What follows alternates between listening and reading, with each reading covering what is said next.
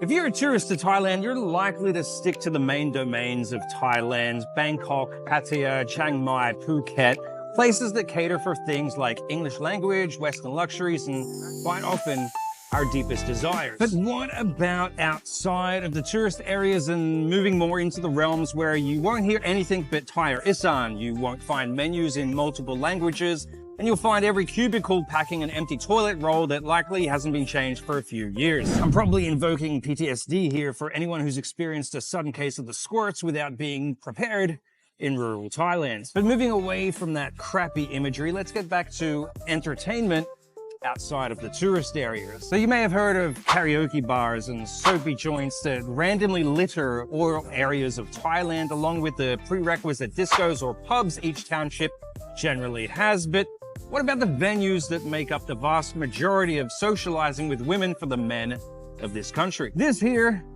is Drinker, and it's one of many typical bar restaurants filled with women staff throughout the country. It's my local in Thailand, and it's also where a lot of Thai guys come to get a little naughty when they secure a few hours away from their wives. For most expats who regularly go to bar restaurants, the routine of it all can be quite nice if you're not into loud clubs or bars. Like most food and drink venues on earth, you walk in, you find your own table and take a seat. After that though, Thai hospitality takes over, and what will follow usually depends on how prestigious the establishment is. The attractiveness of the waitresses, or as Thais call them, PR girls, will immediately be a good indicator of how popular a joint is. At a top-end bar restaurant, you can find up to 30 car model quality PR girls working at them. They'll all be slim, moderately tall, long-haired, silicone-enhanced chicks with everything from top to bottom meticulously maintained. Now, the lower down the totem that you go, you'll eventually get to places that only have maybe 2 or 3 PR girls who look like they saw their best days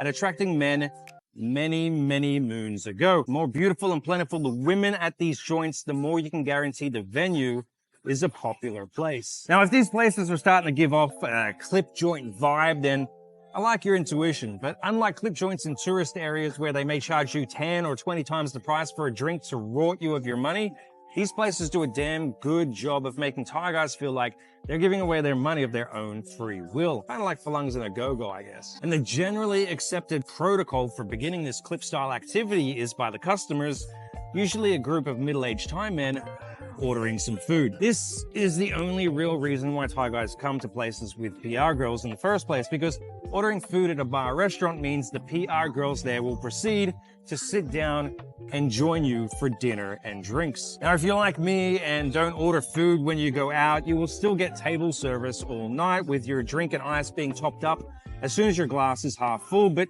you most often won't have any PR girls sit down and join you at the table. They may offer a few words of conversation when repouring your drink, but without food, they'll often leave you alone to tend to customers having food instead. Now, attitudes may change nearer to closing time, but if you're rocking up at peak time and ordering only a couple of beers for you and a mate, you'll probably have a quiet night with each other. Now, what's often noticeable about these bar restaurants is you typically won't find a lot of younger Thai guys in them. If you go off the rails in a place like this, you can easily spend thousands of baht in a few hours. Drinks for the girls will probably cost around about 200 baht each, and they'll be pushing you to order as much food as reasonably possible. Have 2 or 3 girls sitting down with you for a few hours with 5 or 10 dishes, and you can spend 5,000 baht pretty quickly. So to avoid spending 10 times as much as they often can afford on dinner and drinks, younger Thai guys will often skip these places entirely and try to meet women at a normal bar instead. Though Thais get paid monthly, so around at the end of each month at payday time, you'll definitely see the clientele at these places get a bit younger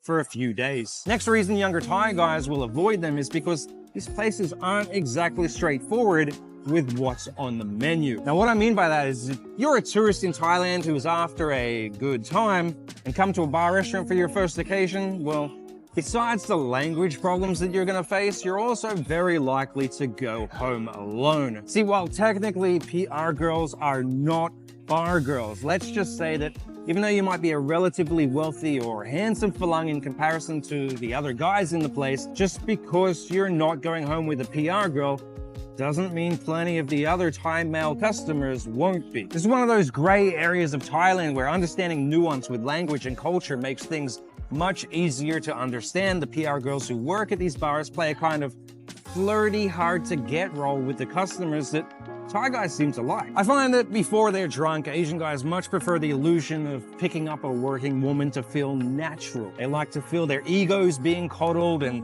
their power or status is the reason for the woman's interest in them rather than just their money. Yeah, it all goes out the window once they're drunk, but prior to inebriation, they seem to prefer this over the idea of just picking a girl out of a line. A lot of these Thai guys that are 40 plus often married the first woman that they hooked up with or never had money to attract girls when they were younger. Call it a midlife crisis, but they definitely enjoy the "she likes me for me" aspect to it all rather than just the physical. Now, at the same point, there's still definitely just dudes who have been cheating from day dot coming to these places as well. Now, while this whole thing may sound similar to the go-go experience of Thailand, it's much less sordid and salacious. If you go into a go-go, the girls there will be wearing bikinis, getting handsy, and it's implicitly implied that they're there to boogie. But the bar restaurant experience feels more like a successful first date. The girls generally wear nice dresses, albeit generally skimpy.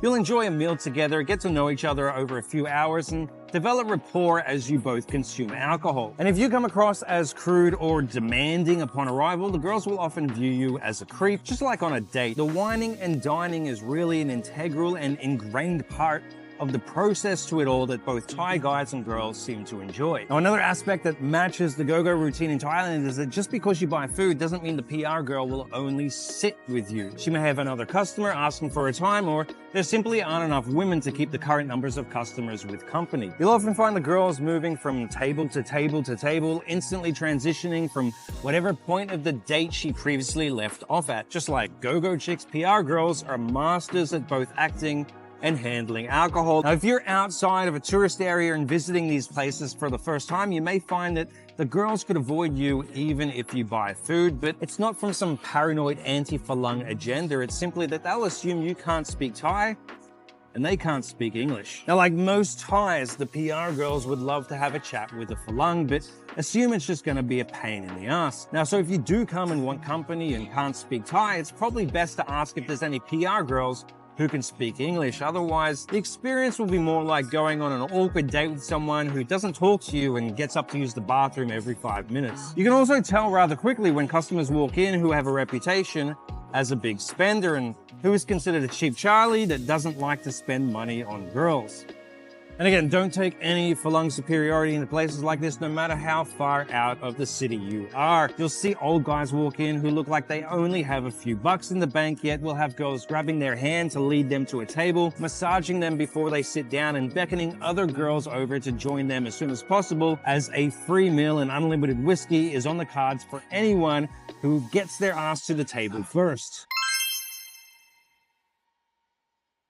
You'll simply never know if these guys own a few businesses, are a government official, or just like to spend all their cash on this type of experience. But like most places in the world, priority always goes to where the cash is flowing. Now, in regards to what you talk about with the PR girls throughout the night, consider it like meeting a girl in a go-go or a beer bar, but the judgment by both parties is done over a few hours rather than in, say, 20 or 30 minutes. It's more casual, it's more relaxed. There's no attitude of, if this doesn't work out, I've got to keep moving on. When Thais go out, they usually stay at one place until closing time rather than hopping around looking specifically for something. So nothing's really ever forced or rushed in these environments. Instead, it's just a casual conversation with a girl for 2 or 3 hours over dinner and drinks. Yeah, some guys will get handsy and flirtatious quickly, but more often than not, there is some background to the guy and the girl already established. And if not, it's usually Thai guys coming in late after a lot of drinking who are trying to pick up PR girls that don't have any plans fixed as of yet. But